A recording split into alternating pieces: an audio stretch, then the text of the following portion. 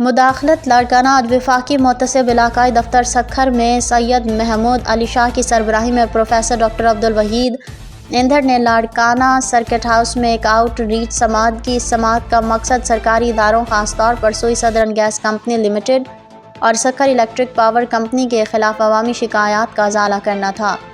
کل 52 شکایات کی سماعت کی گئی، جن میں سے 36 کو تعلق SSGCL سے اور 16 کا تعلق سیپکو سے ہے۔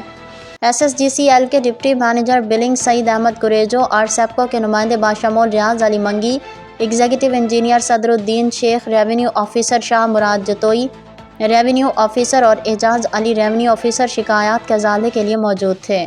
ہر شکایت کنندہ کو صبر سے سماعت کی گئی اور ان کی شکایات کو احتیاط سے دور کیا گیا۔